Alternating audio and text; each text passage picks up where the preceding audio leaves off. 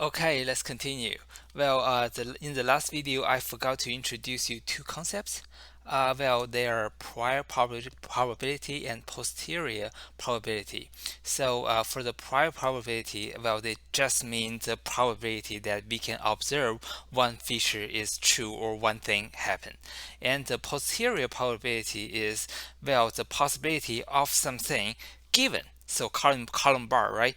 The probability of something given something has already happened. So we call that posterior probability. So for example, the probability that there is really a thief given the dog barks. Okay, so those are the two concepts, prior probability and posterior probability. Okay, so and this is the process of how we can do the naive Bayes. Well, instead of read that to you, I'm going to walk you through how to do that with an example. So this is a very small data set, and this records whether a person would like to go play golf or not. So there are the features like outlook, temperature, number, temperature, humidity, number, and windy and play. So the column play, yes or no, will be the feature we are going to predict. Okay, so this data set is really small. There are only 14 numbers. So if you want to calculate the the probability of yes and no, and we can easily just do the counts, right? So we can see among 14 samples there are 9 yeses and 5 nos. Okay, so the step one, we want to, for each of the feature, we want to calculate all the posterior probabilities given yes or no. So for example, if we want to take the outlook, so outlook, it is this column, and we also want to take play. So if we want to do a group by the outlook and the play, and then do a dot size, and then pandas will give you the counts of how many of the overcast on yes, and there are 4, and how many rainy on no, and there are 2, how many rainy on yes, and there are 3. So pandas will do all the counts for you, and what you need to do is just to put all the posterior probabilities together, and this is a tedious work.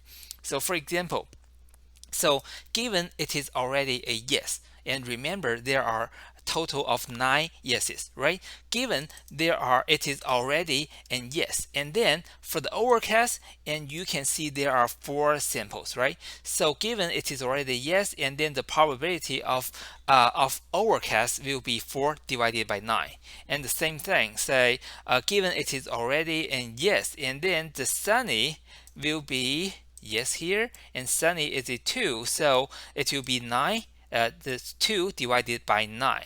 Okay, so we do this for overlook and play, and we also do this for temperature and play, and we move on, humidity and play, so windy and play. So we only do those for the categorical features.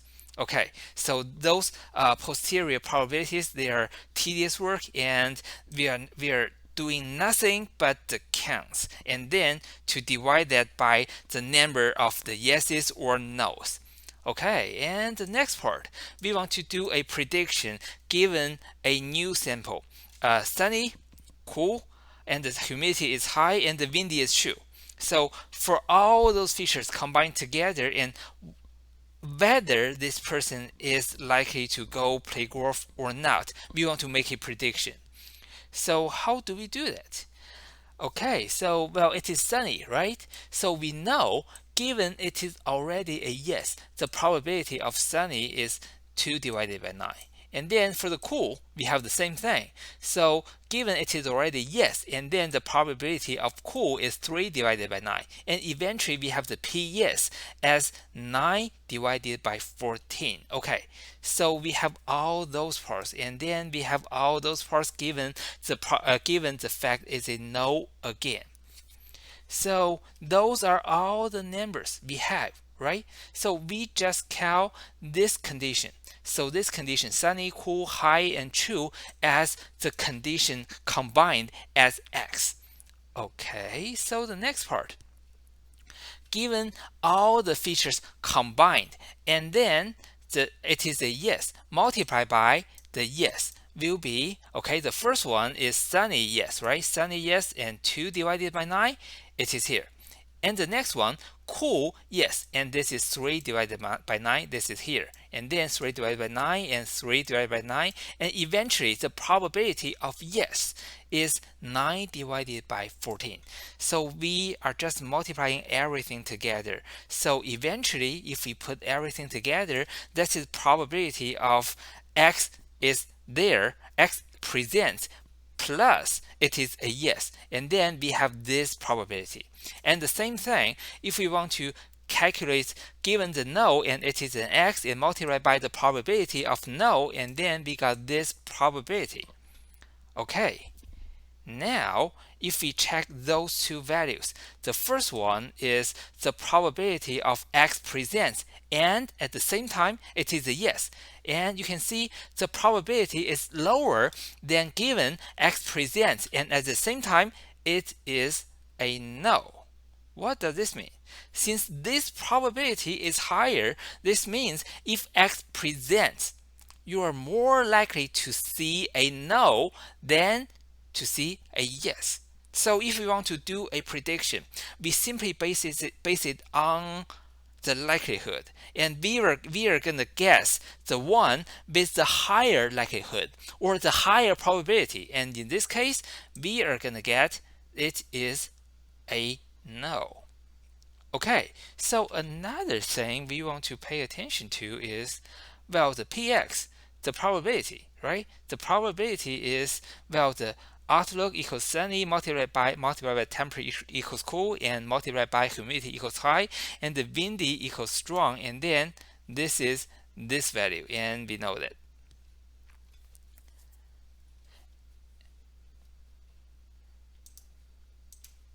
And if we want to calculate the probability of given it is a yes, and then we see this feature, and then it will be the px yes and multiplied by p yes, and which is 2.2424. And if you want to see the probability of no and multiply by given no, it is an x, and it will be 29421.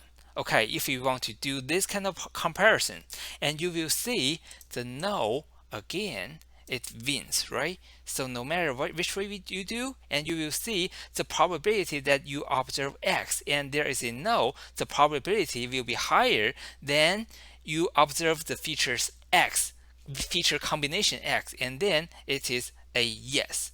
Okay, so we are gonna, if we have to guess, we want to go for the higher probability, and which is a no in this case. Okay, and the next part, well, the naive Bayes in scikit-learn.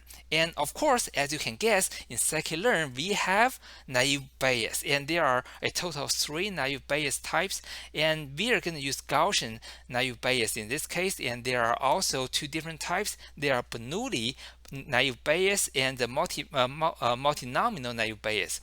And for those 2 of them, they are mostly used in the text classification.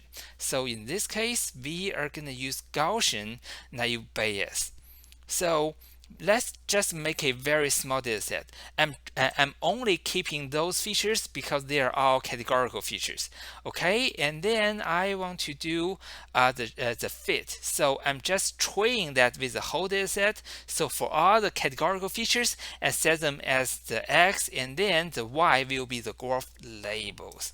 And unfortunately, it doesn't work. So as you can see, could not convert string to float. Okay, so if you're doing scikit-learn and you see this kind of warning message, it means in your dataset there is one categorical feature, and unfortunately, for the scikit-learn, it cannot deal with the categorical features. So what can you do? Okay, we have already learned that, right? Okay, this video is already long enough, and I will see you in the next video. Okay?